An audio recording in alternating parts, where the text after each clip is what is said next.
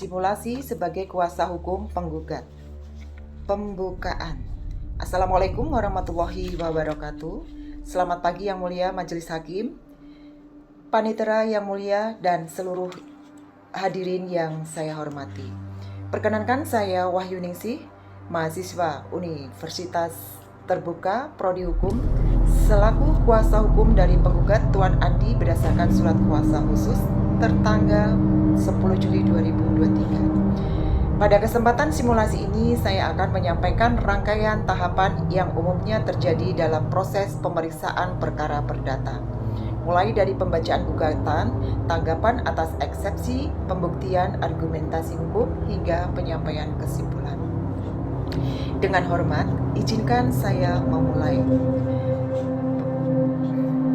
pembacaan gugatan posita.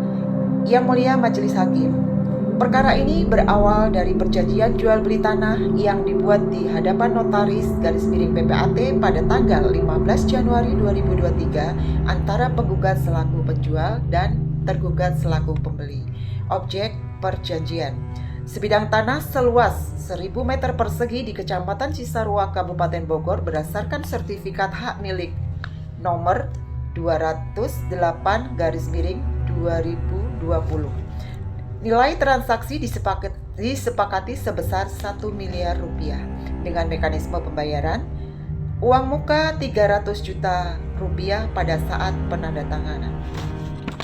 Pelunasan 700 juta rupiah paling lambat 15 April 2023. Yang mulia, pembayaran uang muka telah dilakukan, tetapi pelunasan 700 juta rupiah tidak pernah dibayar oleh tergugat.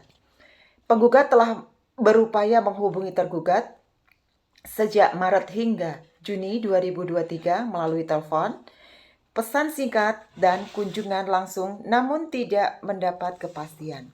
Sebagai bentuk etikat baik, penggugat mengirim somasi pertama 1 Mei 2023 dan somasi kedua 1 Juni 2023. Yang keduanya diterima oleh tergugat tetapi tidak mendapat tanggapan. Akibat prestasi tersebut, penggugat mengalami kerugian: 1. Tidak dapat menjual tanah kepada pihak lain.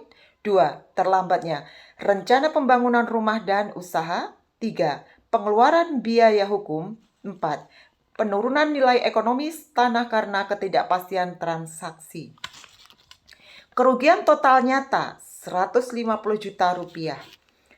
Selain kerugian material, penggugat menderita kerugian imaterial berupa gangguan spiritual, reputasi bisnis, dan terhambatnya rencana investasi. Dengan demikian, tergugat telah melanggar kewajiban sebagaimana diatur pasal 1338 KUH Perdata. Demikian uraian posita gugatan. Petitum.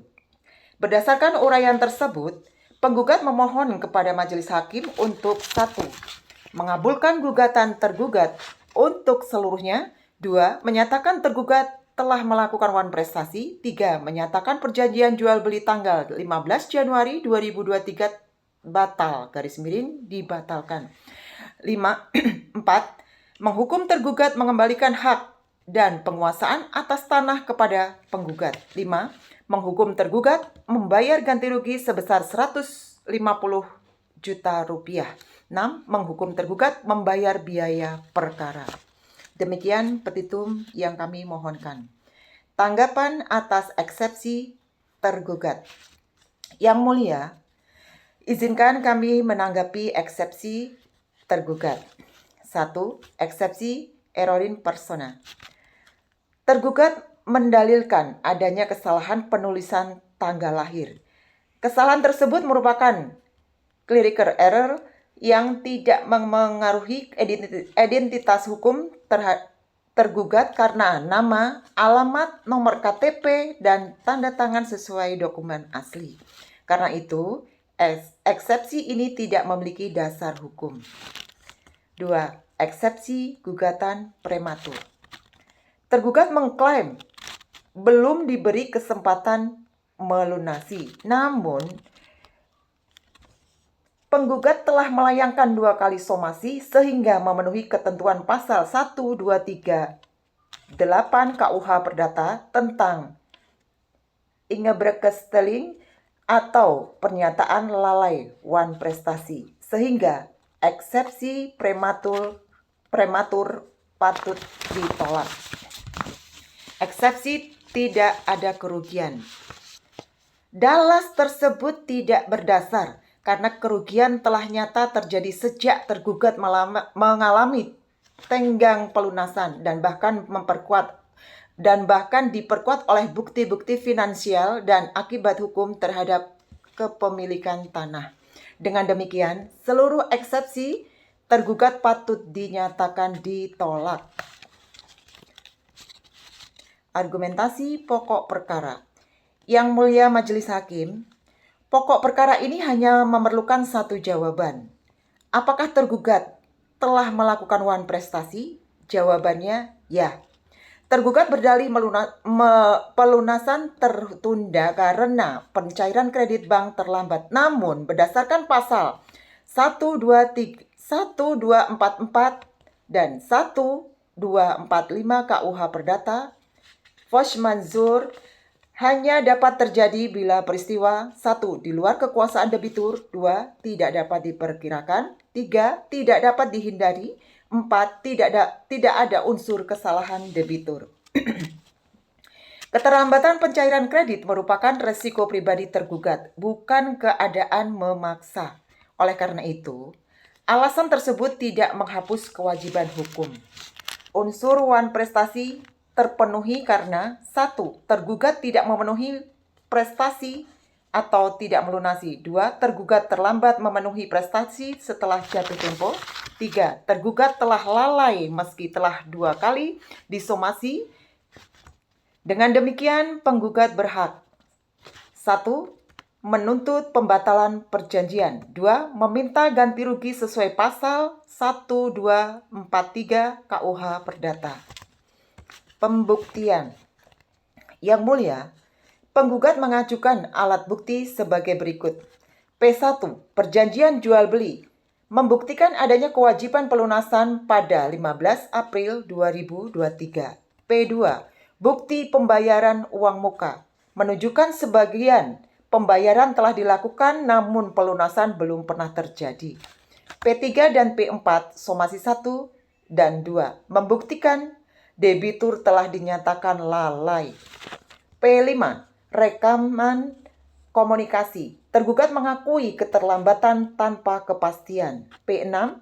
Keterangan notaris _PPAT membuktikan perjanjian sah secara hukum. 7. Surat kuasa khusus membuktikan kewenangan kuasa. Selain bukti surat, penggugat juga menghadirkan keterangan ahli mengenai wan prestasi yang menegaskan bahwa alasan pribadi seperti kredit bank bukan alasan pembenar secara hukum. Dengan demikian, seluruh unsur gugatan telah terbukti secara sah dan meyakinkan. Kesimpulan. Yang Mulia Majelis Hakim, berdasarkan seluruh fakta dan alat bukti yang diajukan dapat kami simpulkan. 1. Perjanjian sah dan mengikat. 2. Kewajiban pembayaran telah jatuh tempo. 3. Tergugat mengakui belum melunasi. 4. Penggugat telah memberikan 2 kali somasi. 5. Tidak ada keadaan memaksa. 6. Tergugat terbukti wan prestasi. 7.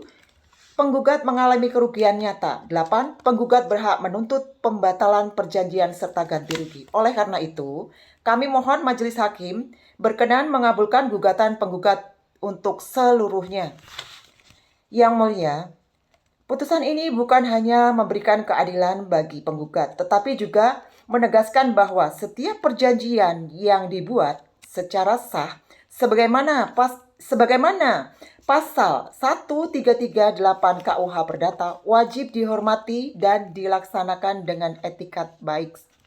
Demikian kami mohon putusan seadil-adilnya. Wassalamualaikum warahmatullahi wabarakatuh.